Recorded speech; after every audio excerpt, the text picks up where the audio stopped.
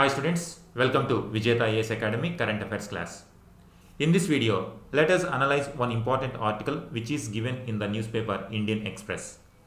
It is talking about impact on global order due to growing tensions between Russia and Ukraine. Russia declared war on Ukraine on record. Now it is going to have an impact on global order. This article is highlighting what are the various issues and how one should look at these particular developments. So let us start. It is talking about risks for global system. Russia's invasion of Ukraine poses unprecedented risks for the global system. It is saying Europe is in danger of one more catastrophic war if it not handled properly now. Two possibilities the author is highlighting. One is if Ukraine manages to resist the Russian forces, the war will be a long drawn. It will not end soon. The war continues for so many days or so many months or years, we do not know. It is going to be a long drawn. Second possibility is if Russia completely defeat Ukraine, and Ukraine will be completely absorbed by Russian Federation. Now it is also going to haunt Europe. On both sides, if war is a continuous one, long drawn one, it will have impact on Europe because so many people will die in the war and it will lead to refugee crisis as well. Already refugees are moving from Ukraine to the neighboring countries. It will have cascading effects on politics, on economy, strategic relations or strategic effects on neighboring countries, on the Europe. So two possibilities author is highlighting. And other ripple effects also he is highlighting. The trustworthiness of vital agreements will be up for grabs. That means after Second World War, a world order emerged after Second World War, which is based on United Nations, and different countries came together, formed one international organization called United Nations. The purpose and objective of United Nations is to stop these kind of wars, to prevent these kind of aggressive wars among the states, so that peace is prevailed in the world affair and entire globe can develop for a common cause. But now this particular order is now about to change, and after Cold War also a new world order emerged based on certain kinds of fundamentals like globalization, where interconnectedness and peaceful coexistence of these countries. Now these vital agreements now are in danger. China, for example, may be tempted to exploit the opportunities in these circumstances. Already for the few years, the neighboring countries of China have grievances against China. Like China is showing aggressive attitude in its neighborhood, particularly in South China Sea, because South China Sea is a common resource for so many littoral countries.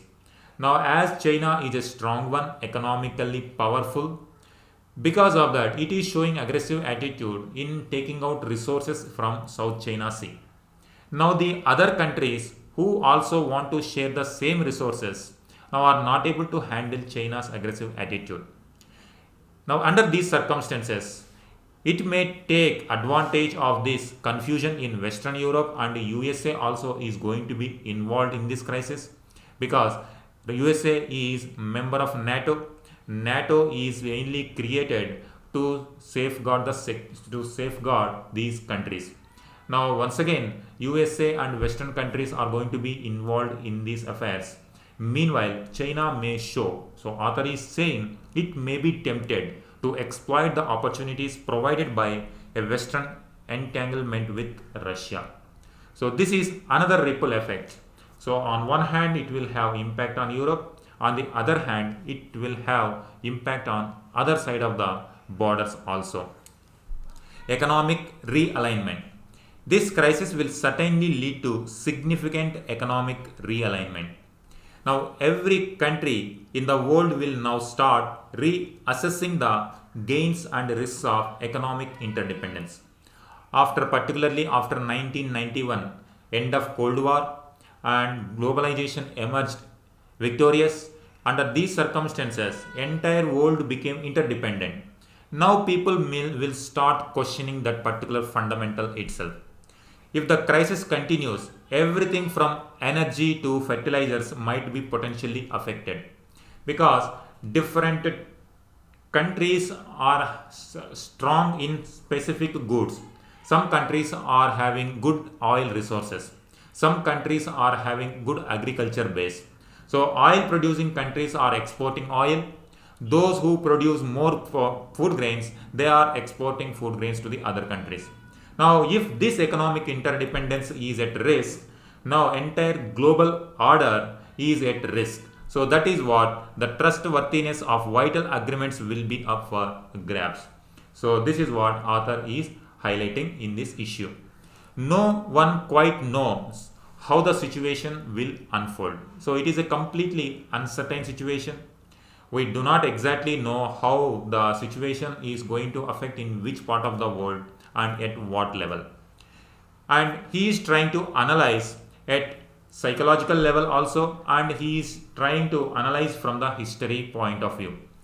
Putin's chilling speeches. So author is explaining that if one observe Putin's chilling speeches and his fantasy of cementing Russian nationalism by creating the glories of pre-Bolshevik Russia, will have impact on this world order.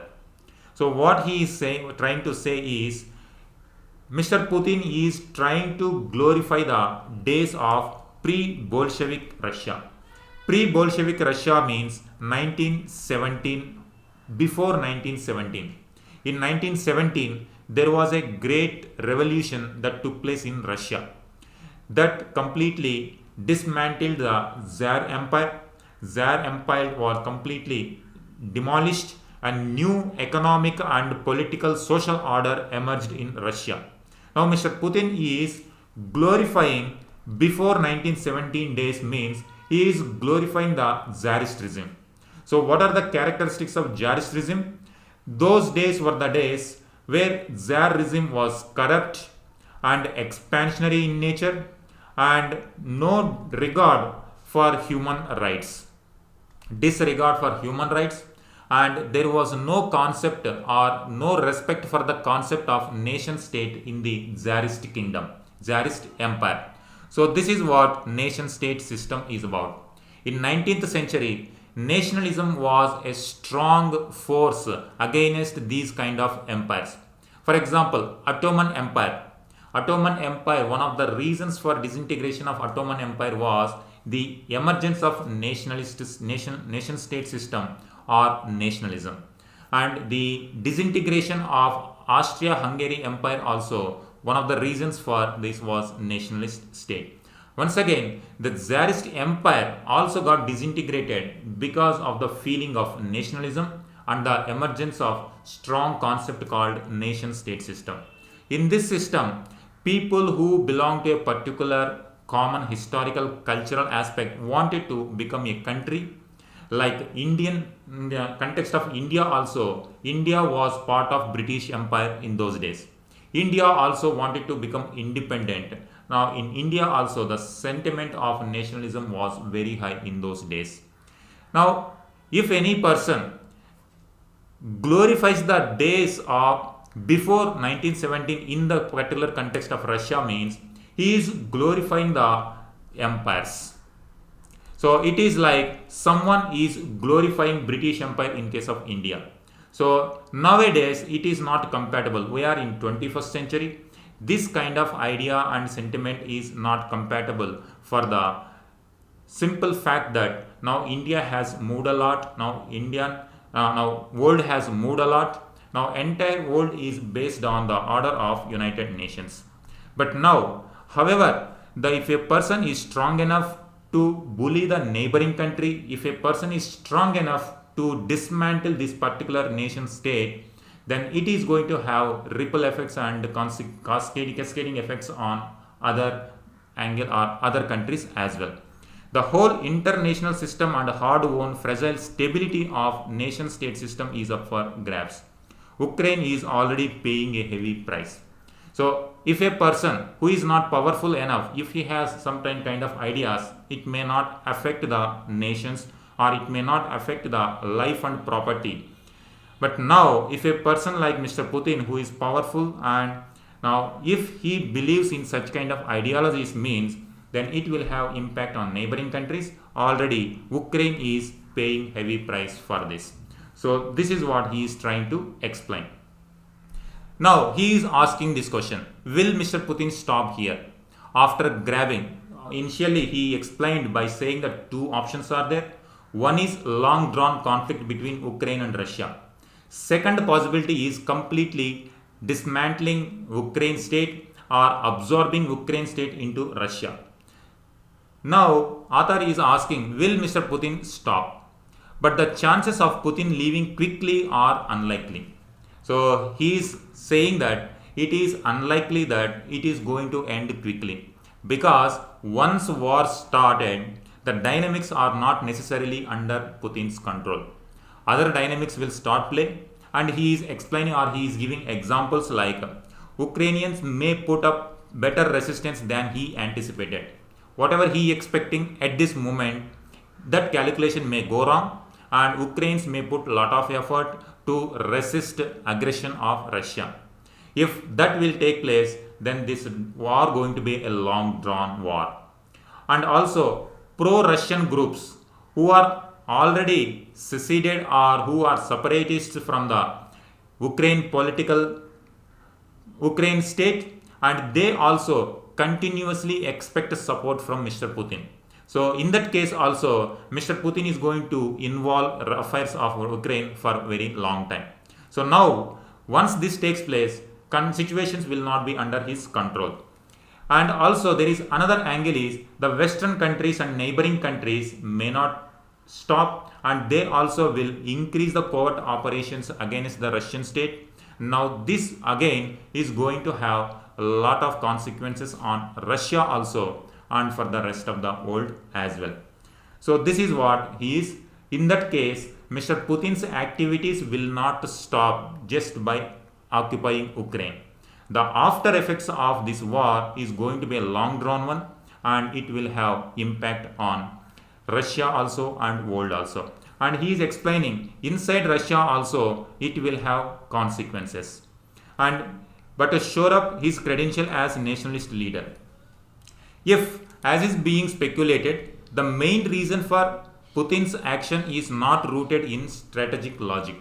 So author is saying main reason for Putin's action declaring war on Ukraine is not mainly based on strategic calculation, but it is mainly to increase his stature at domestic level, to be recognized as a national hero in his own constituency in Russia.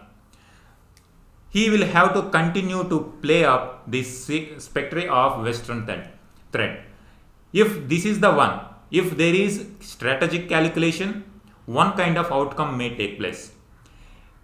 If he is doing this war to improve his popularity, to increase his popularity at home, then he may continuously use the threat of NATO and Western threat continuously, and he may continuously involve in the affairs of Ukraine and rest of Western countries.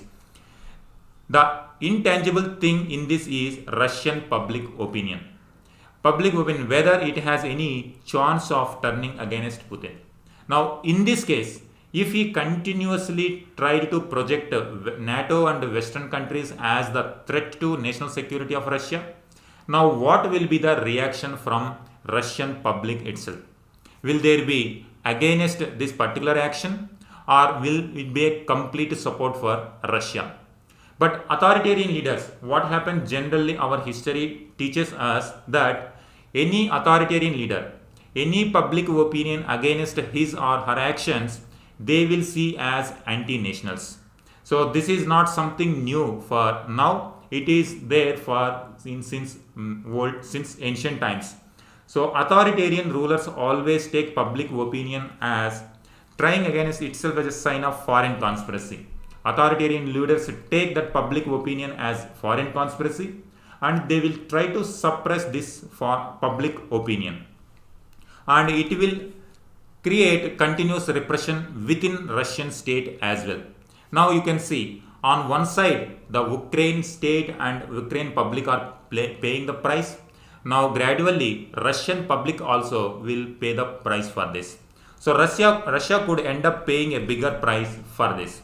Already in today's newspaper itself, at home, Moscow cracks down on anti-war protester, detained 1600. Now this shows already reaction within Russia started. Whole public may not be in support of Mr. Putin's action. Whoever put anti-war protest, they will be detained, and now authoritarian leaders may see this as a foreign conspiracy, not as genuine public opinion. So now you can see Russia also will pay the price for this particular war. Now America's role, when it comes to America also, the ramifications of this crisis on American domestic politics are not clear either. In America also, that domestic policies or domestic opinion is not clear, because already Americans' involvement in other parts of the world backfired. Now it is again, people are not in completely support of involvement in Ukraine also. At the same time, they cannot stay away from these affairs as well.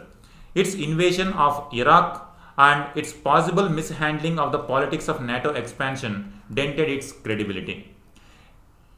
Whatever policies it has taken with respect to Iraq and NATO expansionism, now it has damaged its credibility. But these criticisms detract from the most important fact at hand, that Putin has decided to destroy a large independent country with sovereign rights. So here these 2 points are important. Now those whoever says America should not involve in this, now they are not seeing that Mr. Putin already destroying a large independent country. Now independent means it has its own sovereignty, territorial integrity, it has its own sovereign rights. If we remember, Ukraine is a founding member of United Nations. Now this is one of the very important aspects when it comes to Ukraine. Now it signed Charter of United Nations in 1945 itself. Ukraine was among the first countries that signed United Nations Charter, becoming a founding member. Now you can see what is the danger. If American public is not in favor of involvement, or what is the policy towards Russia, if they say that America should not involve, and also if people see America's role with suspicion, then what is going to be the effect on the other side? Mr. Putin, he is completely destroying a large independent country with sovereign rights, and this country is also one of the founding member of United Nations. Now if no action is taken on Russia, now what signal it will give to the rest of the world? Now that means if a founding member of United Nations itself is not protected by United Nations, means the credibility of United Nations itself will come under threat now. Now what is the purpose of United Nations?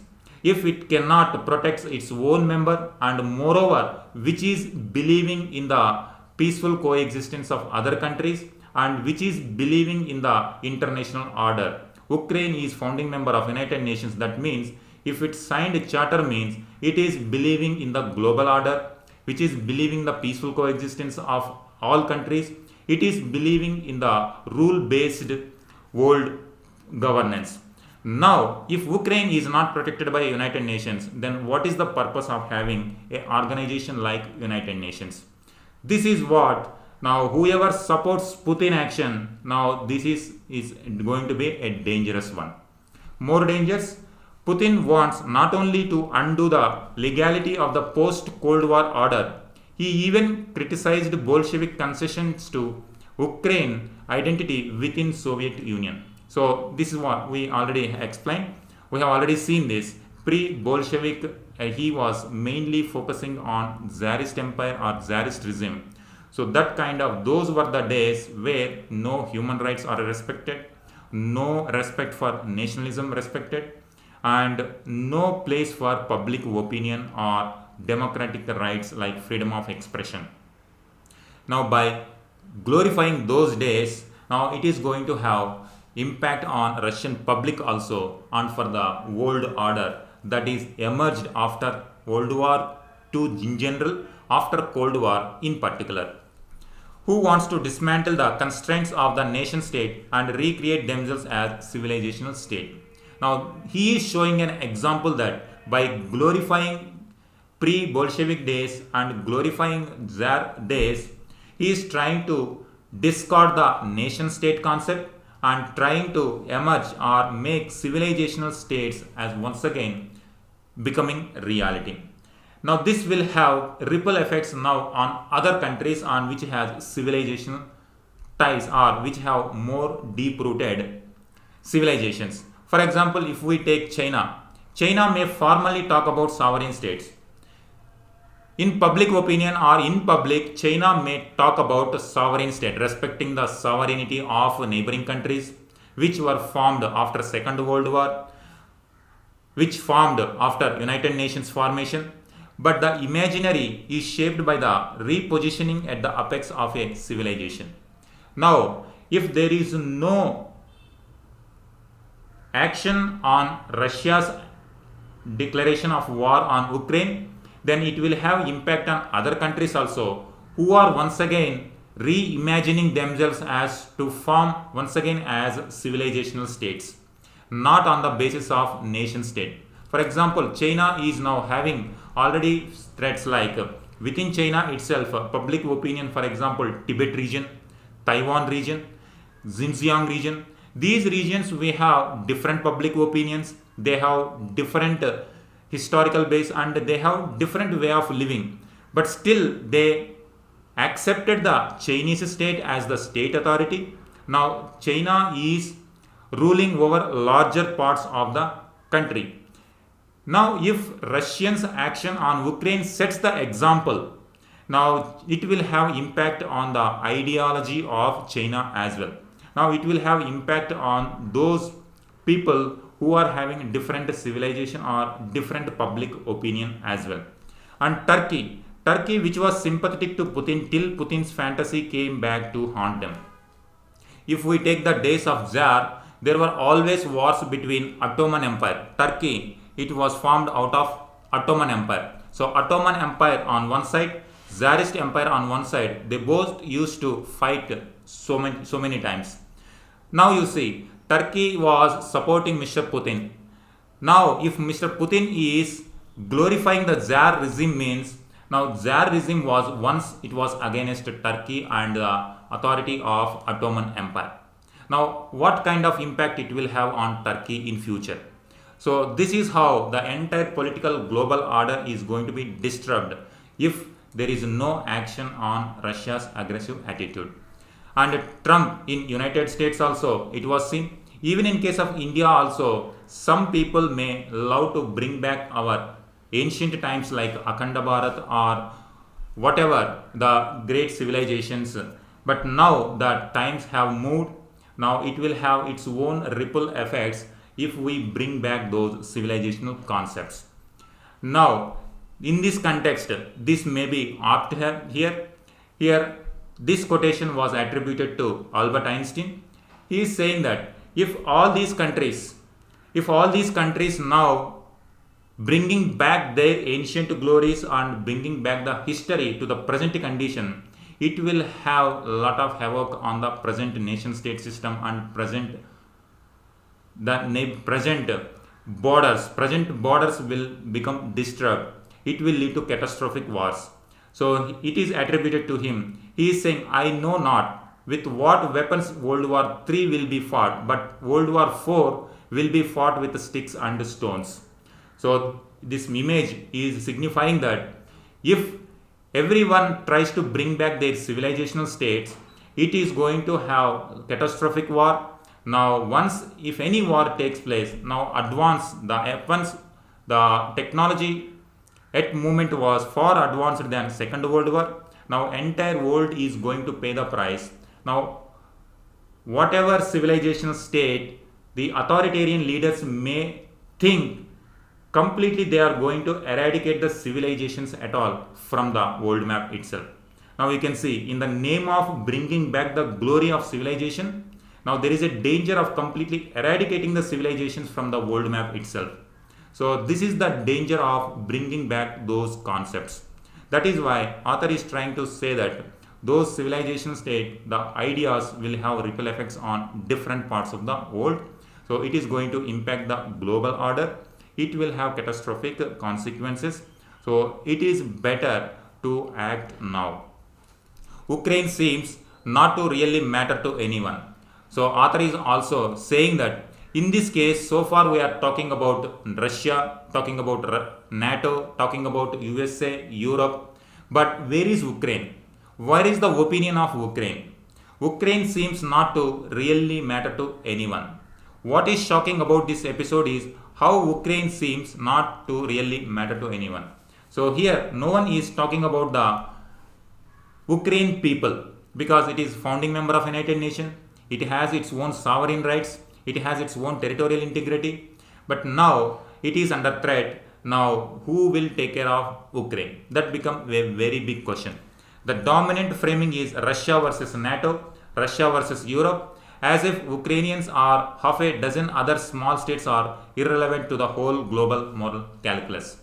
Now he is talking that if Ukraine is not talked about in this kind of crisis, now what will happen to those small states which are neighbor to Russia? And what happens to those which are already facing aggression of Russia in the neighborhood? So this is the danger that is going to happen in future. Now he is talking about sanctions also. The first round of sanctions that US and European Union have announced seems astonishingly tepid. They are not very large, and exempting Russian energy and food from any sanctions seem designed to inflict minimal pressure on Russia. So he is saying that as of now sanctions are not very serious and these sanctions are not going to impact Mr. Putin. But will this embolden? Now what will happen? What will be the consequence? Will it embolden Putin, or can one do an optimistic reading that they still signal the willingness to give Putin a way out? So he is trying to say that where sanctions are not strict enough, that means what kind of signal they are trying to give to Mr. Putin? Is it that they are going to give a way out for him, or will it embolden Putin to further involve in activities like sending more troops to Ukraine like that? But if Putin's occupation of Ukraine continues for long, then sanctions will have to be ramped up or West loses face totally. So he is trying to say that West is not acting as it's supposed to act at this point of time. And China's stand, China has reiterated the principle of respecting sovereignty. It is saying on one hand, it is trying to say that principle of respecting sovereignty, that means Ukraine sovereignty should be respected. But what it is doing in case of Russia?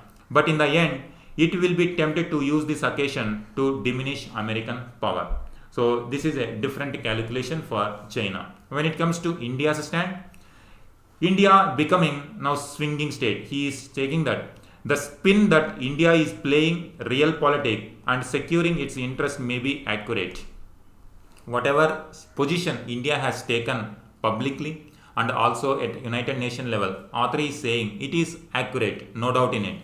But it is also a reflection of India's weakness. Instead of being the swing state, it has been reduced to a constantly swinging state. Here it is saying that swing state and swinging state. Two phrases are there. Swinging state means moving from one direction to the other direction. Here USA and Western European countries are important to India, and Russia is also important to India. Now Russia also expects support from us, and Western countries also expect support from us. Swinging state means our opinion swinging from Russia side to the Western side and from West side to the Russia side. Instead of being a swing state, here the swing state means sticking to one position and giving weightage to the one particular position. Because here India has its own calculations, too dependent on Russia, so scared of China that it needs to quote Russia. So here author is saying that we need Russia because we are scared of China. Now in order to stop Chinese aggression at our borders, we need a friend like Russia. Standing for, on the other hand, so here swinging state means on one hand we are not able to, we want Russia support in order to contain China. So that's why we are not condemning Russia's war. On the other hand, we are standing for rules based open world order, but not being able to say in simple words that Russian invasion is the clearest and most risk reducing violation of international norms at hand. So on one hand we want Russia, but on the other hand we want global world order which is rule based, global governance rule based and United Nations based and UN security based world order. But now we are not saying clear in terms of clear voice or clear words that we are not accepting Russia's invasion. So India is like a swinging state according to author. In the end, he is saying, so the net result of this crisis may be to deepen the world's cynicism to the point where no meaningful international cooperation is possible on any subject that matters. If this kind of situation goes on forever, then on any international matter, it becomes very difficult to bring all the countries together on one common point. For example, take terrorism. India always wants global support for terrorism. Now, India cannot garner full support from different parts of the world because of this kind of calculations. So that is why on any matter, you take climate change, you take terrorism, you take any economic exports and imports related to third world countries, on any matter it becomes difficult for the world to come together and take a particular step. So it will lead to, once again, if there is no order, there is no rule based order in the world, it will become world anarchy. Now all great powers are in the end too self-absorbed. That means all countries try to think about themselves, they are too self-absorbed, so they are more concerned about internal domestic thing, but rule based world order will be at risk according to author. So here he is ending by saying that Mr. Putin is counting on that truism. So he is saying that Mr. Putin might be thinking that every country will have their own problems, they will not interfere in whatever actions Mr. Putin is taking towards Ukraine. Probably he is counting on that truism. This is what he tried to explain in this article. So here you can see that here Russia's aggression on Ukraine, it is a clear-cut invasion of Ukraine and it is violating the norms of world order, United Nations based world order, which is attacking the territorial integrity and sovereignty of an independent state.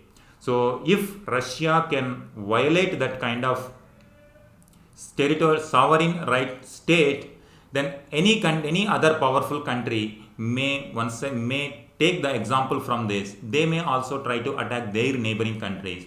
It will affect the entire global order, which is developed after so much struggle after two catastrophic world wars, particularly after Second World War and in general after Second World War and in particularly after Cold War.